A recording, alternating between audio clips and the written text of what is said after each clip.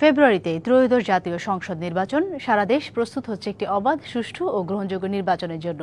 কি ভাবছে সাধারণ মানুষ থেকে শুরু করে আগামী জনপ্রতিনিধিরা, সে কথা জানাতে টিভিসি নিউজে ইলেকশন এক্সপ্রেস ছুটে যাচ্ছে সব সংসদীয় আসনে। এখন রয়েছে সংসদীয় আসন 34 জয়পুরহাট 1-এ। স্বাগত জানাচ্ছি সিএসআরএম টিভিসি ইলেকশন এক্সপ্রেসে। আমার সঙ্গে এই মুহূর্তে যুক্ত আছেন জেলা বিএনপির সিনিয়র যুগ্ম আহ্বায়ক। কথা বলবো, জানার চেষ্টা করবো আগামী নির্বাচনে এই আসনটিতে বিএনপির কতটা অবস্থান ধরে রাখতে পারবে। স্বাগত আপনাকে সিএসআরএম টিভিসি ইলেকশন এক্সপ্রেসে। শুরুতে আপনার কাছে যেতে চাই, এই আসনটি থেকে আমরা দেখেছি আরো একজন প্রার্থী রয়েছেন, সম্ভাব্য প্রার্থী আপনিও। সেটা আসলে যুদ্ধটা কোন জায়গাটা গিয়ে ঠেকবে বলে মনে করছেন আপনি? জি ধন্যবাদ। জয়পুরহাট সংসদীয় আসন 34-1, সর্বশেষ এই আসনে বিপুল ভোটে নির্বাচিত হয়েছিল আমার প্রয়াত পিতা মরহুম মোজাহির আলী প্রধান।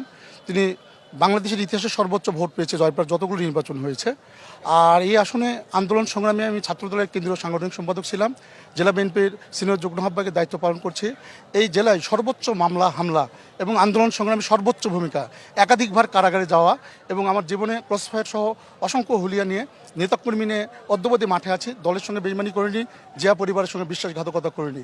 এই দলে আমার বাবা জীবনের শেষ দিন পর্যন্ত এই দলের জন্য আন্দোলন সংগ্রাম করতে গিয়ে মৃত্যুবরণ করেছে। তারপরে আমরা দল ছেড়ে যাইনি। অনেকে এই দল থেকে অনেক সুযোগ সুবিধা নিয়ে জিয়া পরিবারের সাথে বেইমানি করেছে, বিশ্বাসঘাতকতা করেছে। আরেকজন প্রার্থী তো রয়েছে, হেভিওয়েট প্রার্থী, তিনি দাবি করছেন, এর পাশাপাশি আপনিও দাবি করছেন। আসলে কাকে দিবে? যাকেই দিক না কেন, বা আপনাকে যদি না দেওয়া হয় সেক্ষেত্রে আসলে এক হয়ে কাজ করবেন কিনা? আমি জিয়া পরিবারের প্রতি অত্যন্ত আস্থাশীল। দলের তৃণমূল, থানা, উপজেলা, ইউনিয়ন, ওয়ার্ড, বিএনপি, সাধারণ মানুষ সকলে আমার সঙ্গে সম্পৃক্ত আছে। আমরা তাদেরকে কখনো ছেড়ে যাইনি। সকলে মনে করে এই আসনে আমি যদি মনোনয়ন পাই, ইনশাল্লাহ আমার বাবা 1,65,000 ভোটের ব্যবধানে এই আসনে বিজয়ী হয়েছিল। আমি এই আসনে সর্বোচ্চ ভোট পেয়ে বাংলাদেশের মধ্যে মডেল স্থাপন করবো ইনশাল্লাহ। এই আসনটিতে শুধু কি ব্যক্তি হিসেবে আপনাকে ভোট দিবে, না দলীয় প্রতীক হিসেবে আপনাকে ভোট দিবে? জি, আমাদের দল খুব জনপ্রিয় এবং আমার দলের কর্মীর সঙ্গে আমার নিবিড় একটা সম্পর্ক। আমি কোনোদিন দলের বাইরে যাইনি, দলের বিশ্বাসঘাতকতা করিনি। আমি কলেজের নিয়মিত স্টুডেন্ট, স্কুলে নিয়মিত ক্লাস করেছি, কোনো প্রোগ্রাম মিছিল মিটিং বাদ দিইনি।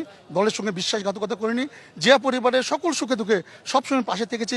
নেতাকর্মী জেলে গিয়েছে, খোঁজখবর নিয়েছি, নেতাকর্মীদের হাইকোর্ট থেকে জামিন করিয়েছি। নেতাকর্মী সকল বিপদে সুখে দুঃখে পাশে থেকে মানুষের কাছে আস্থার যে জায়গাটি সেটি আমি তৈরি করতে পেরেছি। এই জন্য নেতাকর্মী, সাধারণ মানুষ মনে করে এই আসনের জন্য আমি সবচেয়ে যোগ্য। যদি দল যদি মনে করে আমার চেয়ে যোগ্য, আমার চেয়ে বেশি তার কর্মকাণ্ড আছে, আমার কোনো এ বিষয়ে আপত্তি থাকবে না। আমি দলের সিদ্ধান্তের ব্যাপারে আমি একমত। জামাত থেকে যিনি মনোনয়ন পেয়েছেন বা চূড়ান্ত হয়েছে, জামাতের যিনি লিডার আছেন জেলা আমির, তিনি বলছেন যে তাদের ভোট ব্যাংক অনেক বেশি এই আসনটিতে, বিএনপি সেখানে পাত্তা পাবে না, যেহেতু তারা এককভাবে 300 আসনে নির্বাচনে অংশ নিচ্ছে। ইতিহাস সাক্ষী, এই নির্বাচনে প্রত্যেকটি ভোটে জাতীয়তাবাদী দল বিএনপি প্রত্যেকটি জাতীয় সংসদ নির্বাচনে বিজয়ী হয়েছে। প্রত্যেকটি ভোটে জামাত ইসলাম অংশগ্রহণ করেছে। এই আসনে 1991 সালে জামাতের নায়েবে আমির মরহুম গোলাম রব্বানী সাহেবের সঙ্গে তরুণ একটা প্রার্থীর সঙ্গে নির্বাচন করেও সেখানেও পরাজয় বরণ করেছে। এবং যিনি জামাতের ক্যান্ডিডেট, আমি ব্যক্তিগত আক্রমণ করতে চাই না, তিনি একটি ইউনিয়ন পরিষদের নির্বাচনে অংশগ্রহণ করেছিল, সেখানেও তার জামানত বাজেয়াপ্ত হয়েছে। এই আসনে বিএনপি সেরা, বিএনপি শ্রেষ্ঠ, যুগে যুগে বিএনপি সেরা, ধানের শীষের উর্বর ভূমি জয়পুরহাট 1 এবং 2 আসন। সেক্ষেত্রে বিএনপির একটি বিভাজন রয়েছে, বিভক্তি রয়েছে, সেই প্রশ্নটা কিন্তু আসলে রাখতে যাচ্ছি যে সেটা নির্বাচনের আগে শেষ হবে কিনা। আমাদের মধ্যে কোনো বিভাজন নেই। আমরা যারা জিয়া পরিবারের সঙ্গে সম্পৃক্ত, আমরা একসঙ্গে আছি। কিছু মানুষ অতিথি পাখির মতো নির্বাচন মৌসুমে আসে, নির্বাচন হয়ে গেলে আবার চলে যায়। বিএনপি যারা করে, জিয়া পরিবারের যারা প্রকৃত কর্মী, নেতাকর্মী, আমরা সকলে ঐক্যবদ্ধ আছি।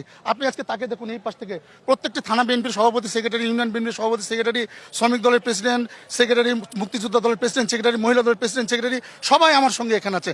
আমাদের মধ্যে কোনো বিভাজন নেই। তৃণমূল আছে, ইউনিয়ন বিএনপি আছে, থানা বিএনপি আছে, ছাত্রদল, যুবদল, স্বেচ্ছাসেবক দল, সকলে ঐক্যবদ্ধভাবে মাসুদ রানা প্রধানের নেতৃত্বে সকলে ঐক্যবদ্ধ আছে।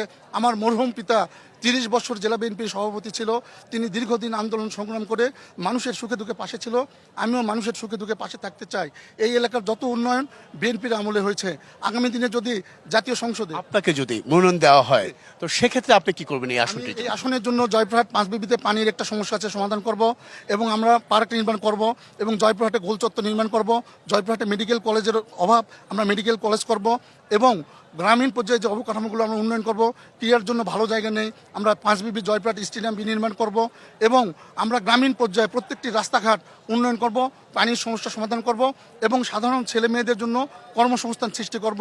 বেকারত্ব যে অভাব আছে এই অভাবটা আমরা দূর করে আগামী দিনে এখানে একটা সুন্দর পরিবেশ করব এবং জয়প্রহাটের একটা আন্দোলন করেছি আমরা গ্যাসের দাবিতে। জয়প্রহাটে একটা গ্যাসের দাবি আছে, গ্যাসের জন্য আমরা আন্দোলন করেছি সকলে মিলে।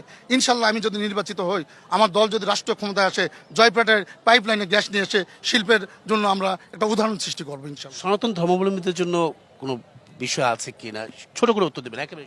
সনাতন ধর্মের এখানে দেখুন আমার মা বোনেরা এসেছে, আমি যেখানেই যাচ্ছি সনাতন ধর্মের মা বোনেরা আমাকে ফুলের পাপড়ি দিয়ে গলায় মালা দিয়ে আমাকে আপন করে নিয়েছে।